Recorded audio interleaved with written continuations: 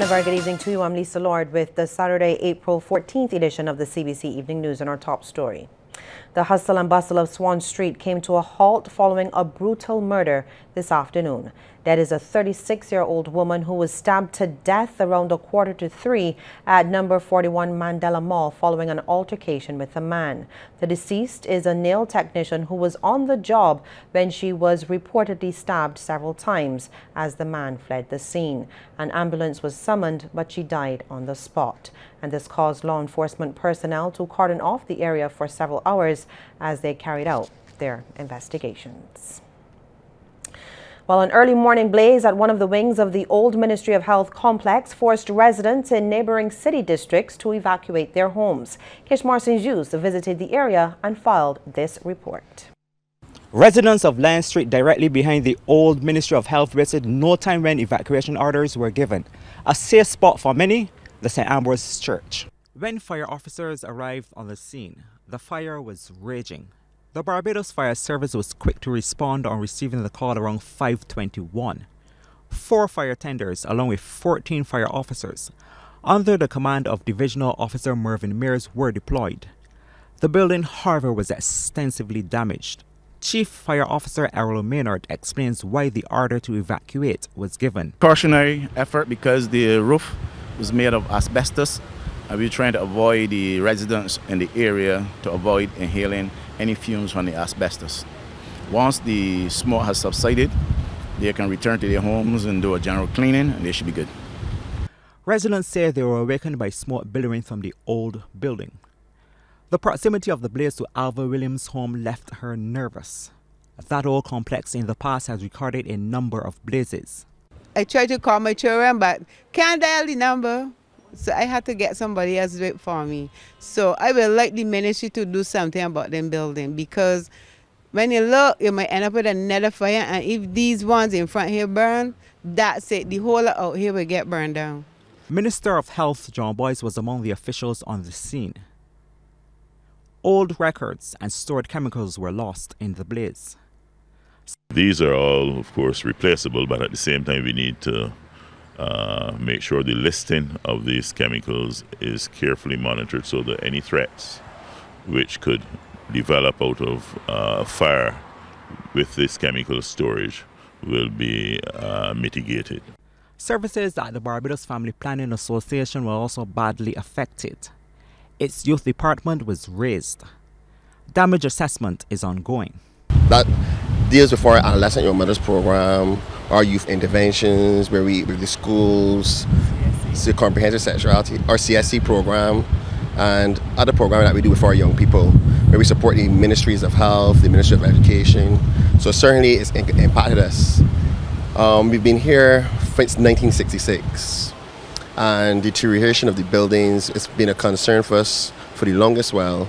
The Minister of Health, meanwhile, is to meet with officials of the Barbados Family Planning Association to discuss the damage and what arrangements can be made in terms of temporary accommodation. Kishmar Senjis, CBC News. The head of the Barbados Bar Association says the problems which have forced the temporary closure of the Supreme Court complex should have been dealt with earlier. And this is according to President LaSalle Weeks. She says more attention should have been given when the issues first raised their heads around the time the complex was opened about 9 years ago.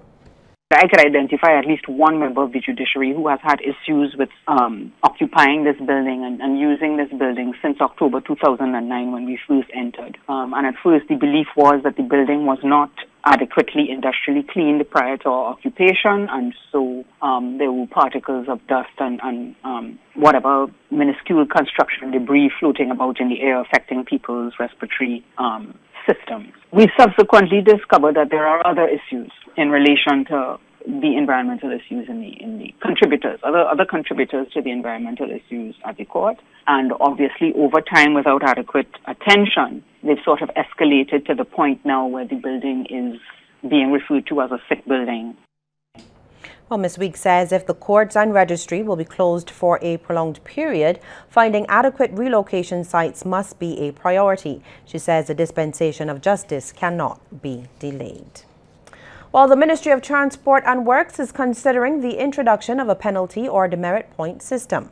Under such a system, the Barbados Licensing Authority, the police force, or other organization issues demerits or points to drivers on conviction for road traffic offences.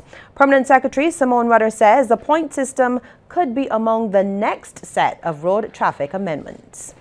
It's an approach which had been discussed, as I understand it, quite a bit. We had done actually a fair amount of work on it and formulation of it and drafting of it, and for one reason or another it did not go through. It was not included in this set of amendments, but it is seen by many persons as being a very important component of ensuring that along with fines, ensuring that persons are commit to the speed level. Well, motor vehicle accidents inside car parks are a worrying development for the insurance industry. President of the General Insurance Association of Barbados, Michael Holder, says a high percentage of accidents do not occur on the nation's main roads but in car parks. And he was among the panelists at the first town hall meeting on distracted driving hosted by the Barbados Road Safety Association. You know, you reversing the gas station, the supermarket. A high percentage, a quarter of our accidents that are reported. So we have 2,000 that are caused within car parks. And because we ask companies then to submit information on a quarterly basis, how many accidents were reported, where did this happen, how did this happen. This is where we were able to gather our statistics. Now, we've had cases of suspected drink driving. And as you just heard there, Mr. Holder says there were also instances of suspected drunk driving at accident scenes. We have to say suspected because obviously there's no testing that can be carried out.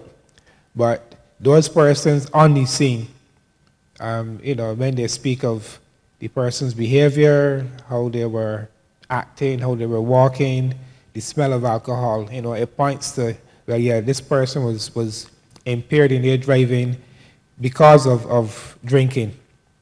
But obviously because there's no testing that can point to empirical evidence where, yes, this was a drink driving, we can only speculate on those. But we do have some statistics. And do stay with us. We'll have more news in just a moment. The Rural Development Commission is stepping up its campaign to have Barbadians grow what they eat.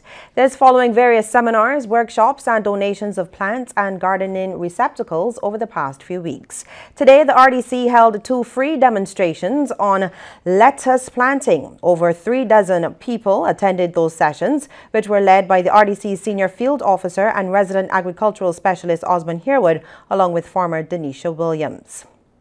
Minister of Housing and Lands Dennis Kelman urged more young people to get involved in the agricultural sector and to take advantage of available RDC funding to get started.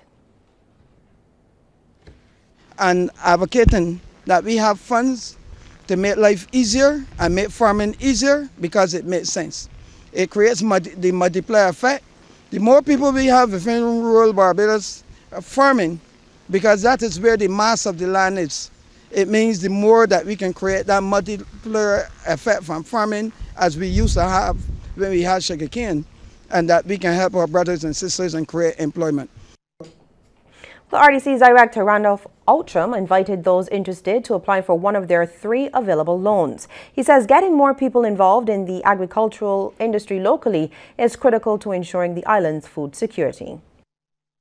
In order to advance the food security of Barbados, I often tell people we have to make ourselves safe. We cannot depend on people to do it for us.